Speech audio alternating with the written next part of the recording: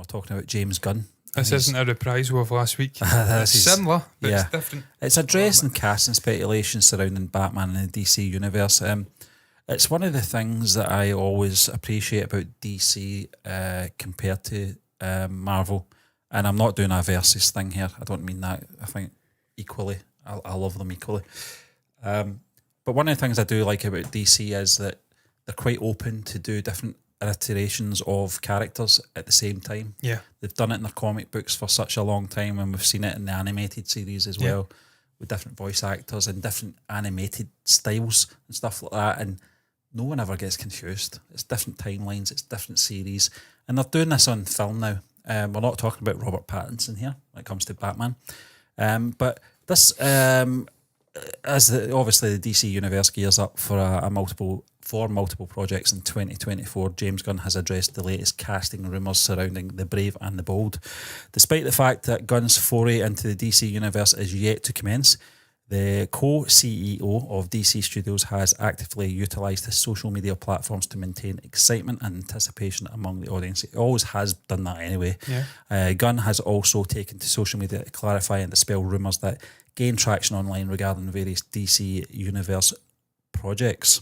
Now, he confirmed the Supergirl casting, and she looks a great casting choice, Millie Alcock.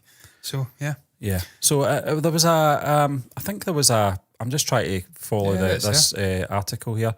And despite the Brave and the Bold movie lacking a confirmed release date, speculations have circulated suggesting that DC Studios is in the early stages of casting its interpretation of Batman. Responding to inquiries about these rumours on Threads, James Gunn addressed the legitimacy of theoretical Don't blame him. Scenario, providing further insights into the timeline of the DC universe. In response to Gabriel Maher's question about whether a new actor is about to cast for Batman, Gunn acknowledged that he frequently received this question and dismissed the rumour, stating it's totally false, we don't have a script yet. The rumours surrounding the Brave and Bold began circulating last week, suggesting that DC Studios was initiating the casting call for Batman. The film, directed by Andy Muschietti, the director of the Flash movie, is reportedly in the writing phase, although the screenwriter's identity remains unconfirmed. They'll have an idea who they want. Yeah, Gunn, however, has disclosed significant details about the Brave and the Bold and confirming the live-action introduction of Damian Wayne. That's just, I'm thinking Damian Wayne's here when I read that. Who'd be great. Bruce's biological son. The narrative will delve into Batman's grappling with unexpected fatherhood as he discovers Damian's existence.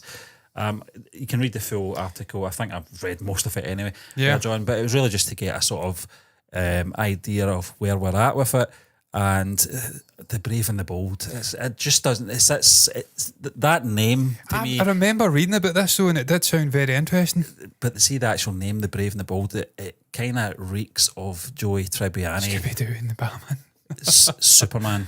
I'm reading Superman. Joey Tribbiani's soap operas, and that would be one of the ones he would appear in as a doctor or something like that. The Brave and the Bold. I'm just trying to discover if there is any. I've just completely spotted that aside. I do apologise, Stephen. Batman, the whatever. The fuck is this? I didn't type that. Google's recommending me things with a space non-existent between two words and then try to correct me. You fucking recommended it to me, Google. Shit together. Casting rumours. Let's find out, shall we? If there's any casting rumours. I love this shit. I love going through articles and looking at all the names. What the fuck's Robert Pattinson in there? Ready to play Batman? Don't do that. Don't absolutely connect no chance, man. There we go. November 2023. It's a bit Jeffrey out of date. Dean Morgan? No. Jeffrey Dean Morgan? Too old. Oh, he's great though, isn't he? I was love him. Brilliant as Negan. I love him, John, but in The Walking Dead. Let's bring it up, shall we? We've already done the old Batman thing with Ben Affleck. I'm saying old. He's old, but you know what I mean. Another Batman. Yeah. An old Batman, no less. Let's not go there. Yeah. Jeffrey Bruce Dean is Morgan, about the same age as Alfred. Yeah, I know. Makes sense. And it's almost like Logan. Yeah. Where he's looking after Bruce Wayne, who's in a sort of palliative care unit for dementia. Doesn't quite work when he's pissing himself. He can't really go and fight crime, can he? The Joker's laughing his fucking cockles off. He's like, George Clooney. And no chance. Not a chance. Hey, freeze. I'm Batman. Would you like a loan from my bad card? I've got bad nipples. No.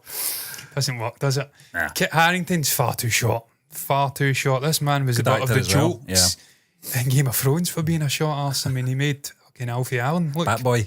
Made him look fucking big. So no, he's too wee, as we like to say here in Scotland. Yeah, but you could have him like that, right? And you can have a very tall Robin. It would be like David Jason and Nicholas Lyndhurst and Only Fools and Horses. Need to put him on fucking stilts to have him playing Batman. Batman's meant to be 6'2". I don't know what he is, but he's too small, I tell you that. Because I watched Game of Thrones. Luke Evans, Stephen, I love Luke Evans, man. Yep. Gaston, and obviously the Beauty and the Beast live action remake. He was in the greatest ever robbery. I can't recall the name of that.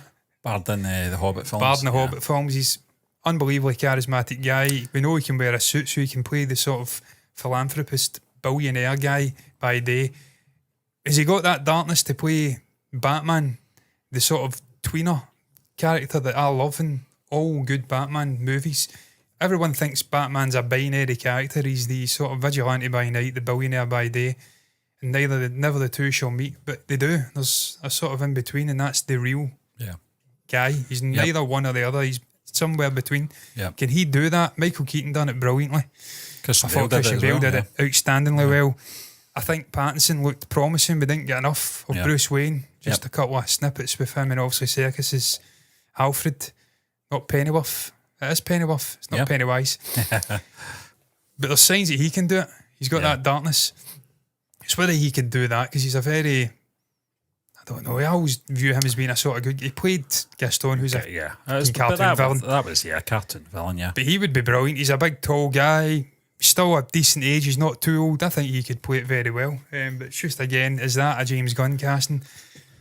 You think of James Gunn's casting choices, man, and it's usually curveball. Yeah. And I don't think Luke Evans is curveball enough. I don't think Bradley Casting Cooper is Bradley either, Cooper is fucking Rocket Raccoon. Vin Diesel is Groot. Yeah. That's curveball, man. Chris Pratt, a fat guy in Parks and Rec, is Bradley fucking... Cooper is too exposed. I don't think he'd do it either. No, I don't think he would, John. Guy's chasing I always see the likes of a Batman role similar to James Bond. It's a commitment.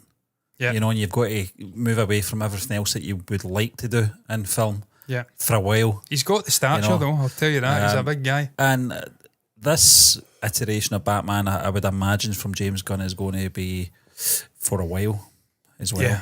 It's going to be in the DC universe, and it's going to be hanging around for a while. So it's going to have to take someone with a big commitment, I think. Yeah. Not something that's a one and done. No. So not for me. And I don't think Bradley Cooper's that type of person that would commit long term, because the guy's he's done so much in terms of genres. Yeah. And this film, it's just out on Netflix at the moment. I'm trying to remember. The Maestro. Yeah. That's where he's at the moment, his level of choice of films. Dare I say it? I would say Bradley Cooper is probably punching in sort of different terms circles. I'd put him in probably your man who retired not that long ago that was winning Oscars all the time. Daniel Day-Lewis. Daniel Day-Lewis. He is a guy who's wanting to play Batman. Yeah. And that's not being derogatory. No. I just think that's where he is at the moment. His head's in that sort of place. He's trying to get an Oscar, Stephen. I mean, he's playing these roles. He's playing, what is he called again? The Maestro character, Leonard. I can't remember the name of the actual. No. It may be something like that. The composer. I can't remember. Legendary composer. I can't remember his fucking name. Yeah, that sums me up. But this is what he's trying to do. He's doing the whole DiCaprio thing just now, trying to chase an Oscar. He's not in DiCaprio's. He would be a truly perfect Batman. He would be. He would, but he just won't do it. Not going to do that. Ben Barnes, I don't know enough about this guy. In fact, I don't know this guy, but he looks a little bit too like dastardly type character. Looks like a villain. He looks like your man that played Rocky's son. Looks like fucking Sultan in Aladdin. What's his name again? I always forget his name. The chap that played Rocky Balboa's son. Via Mental, fucking something like that. Anyway, Milo Ventimiglia. Milo Ventimiglia. I've talked to him about Milo Ventimiglia. Yeah, I loved him in The Art of Racing in the Rain. Incidentally, that's a classic dog movie. You wouldn't think it with that title, but it is. That ending, man. Tom Ellis, again, don't know enough about him. One for Lucifer, yeah. Yeah. Don't know enough about him. Jamie Dornan, long touted to play James Bond. Certainly a tall guy, charismatic. Got a bit of darkness in him as well. Yeah. Could potentially be. I think so. He's Northern Irish, I think. Yeah, I wouldn't mind. Ready? Is the world ready for a Northern Irish Batman? He looks a bit young to be 40 years old. I don't know. He is, yeah. I don't know. I think he would age him up a little bit. He could, yeah. Does he have to be 40? Nah. This guy's played... How many... He's played... This would be his fourth superhero character. He's done Kick-Ass. He's done Quicksilver. He's done... And he's currently doing... The Sony one, yeah. What's it called? The Craven the Hunter. Yeah. So he's done a few, so... Yeah. Nah, don't think so. Nah. I mean, again, I love Aaron Taylor Johnson, man. Fantastic. Brilliant guy. Brilliant actor. But not for Batman. No, what the fuck? Is he still a thing? Is he still acting? Have we got this on screen, by the way? Yeah, we have. Yeah, okay. I fucking forgot he existed. He played Angel or something, Angel, didn't he, back in the day? Yeah. He did the spin-off from the Buffy thing, yeah. I hated it. Yeah. Richard, man, he's too short, man. He's just too short. He can have a 5'9". Well, saying that... He's got the look, though, hasn't he? Keaton was a bit his size, so maybe I'm talking shit. Yeah. I don't know. I wouldn't write off Richard Madden. Yeah. Yeah, he could do it. But again, he's done multiple now, hasn't he? Richard Armitage. Yeah. He played Thorin in the Hobbit movies. Big, tall geezer. Fucking hated him in that. It was a character. The character was a dick, though. Yeah. He was supposed to be. And then you reveal the sort of backstory of him and why he is the way he is, and then you feel terrible for him. And ultimately, his sacrifice is noble. It's all down to Richard Armitage. Yeah. His performance. He's a great actor. Yes, I can see it. I don't know. I don't know. You know Height's better than. Oh, he's big. John. He's definitely tall. I've seen that fucking thing I know him from The Hobbit.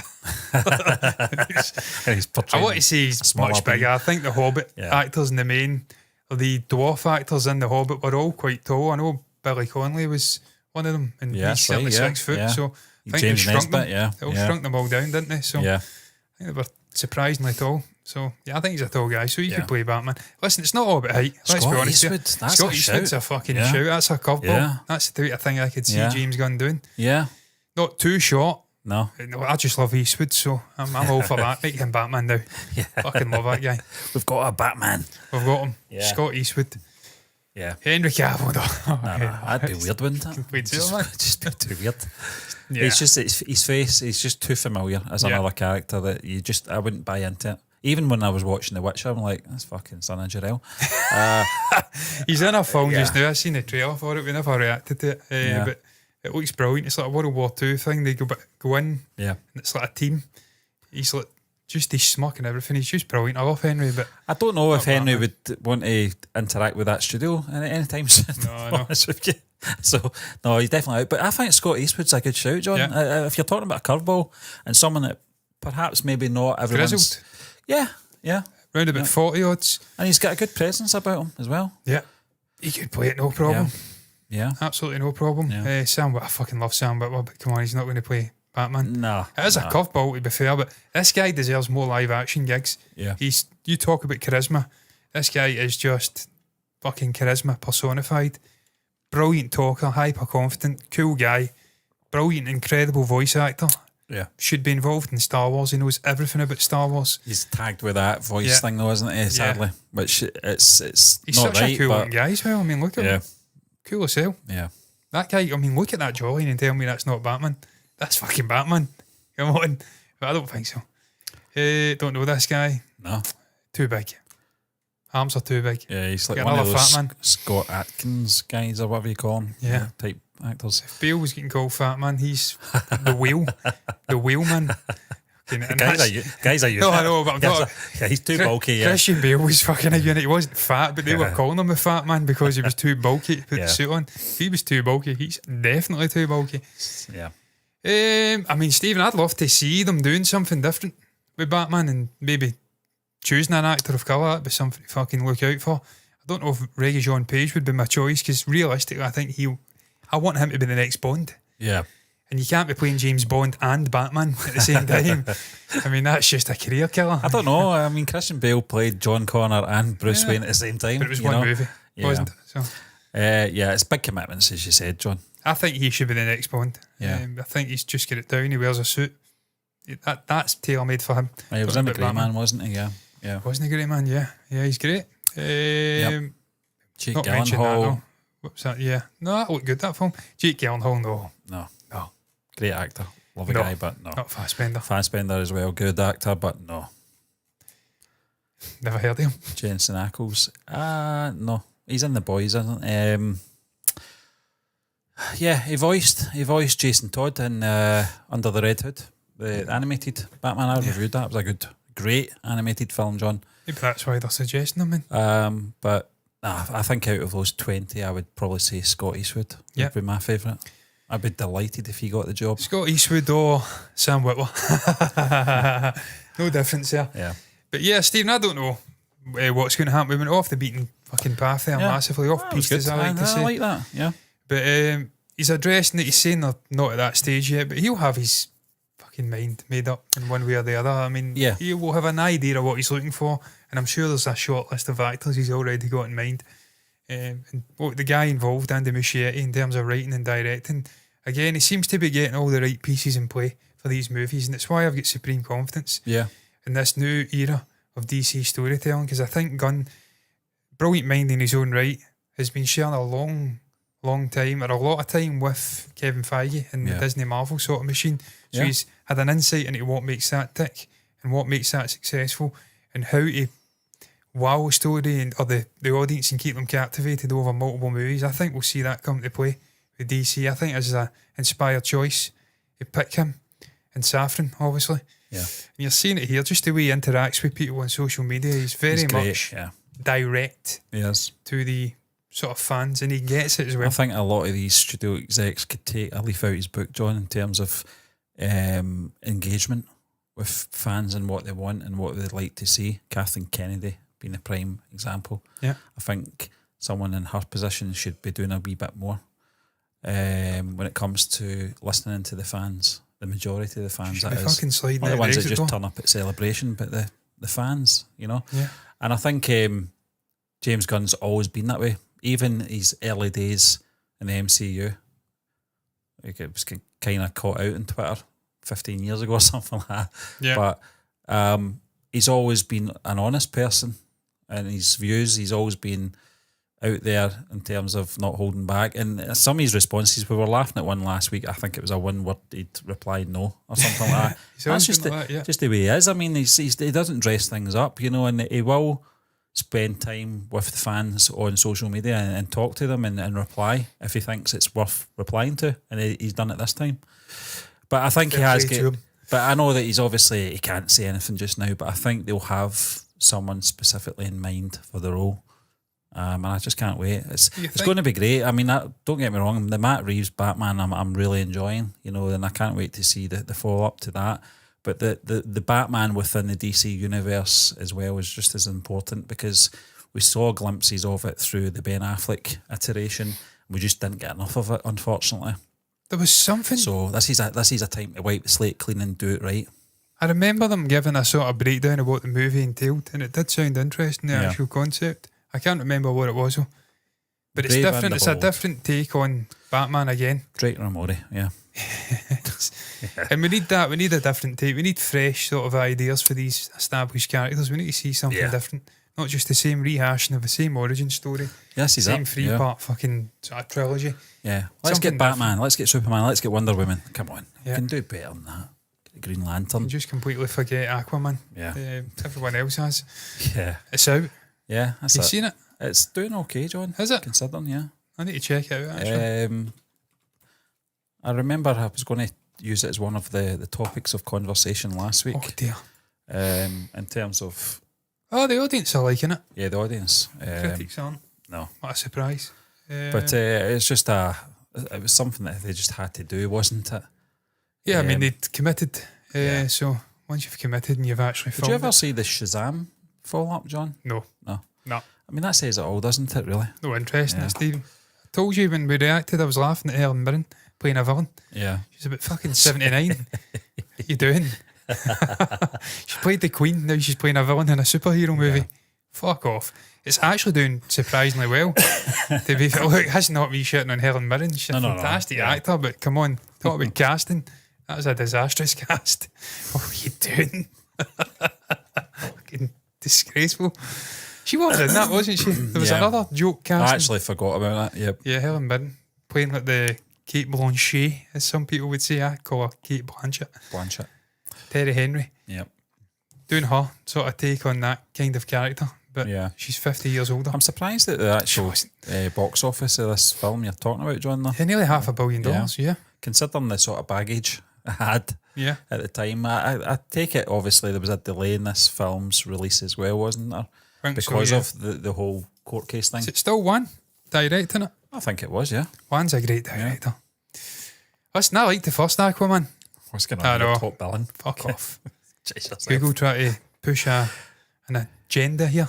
Jason Momoa's top villain, and then it's Patrick Wilson. Abdul Mateen in there as well, who was fantastic in that Matrix film, John.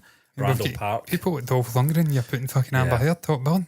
Nicole Kidman should be up there before her. John Rhys Davies should be up there. Willem Dafoe. Yeah, it's a good cast. Yeah. Jesus Christ, he's still alive. Yeah. I remember thinking he was fucking ancient 20 years ago. Yeah. He's only 79. Yeah. I thought he was like Christopher Lee. I forgot he was in Indiana Jones. I forgot about that. Yeah.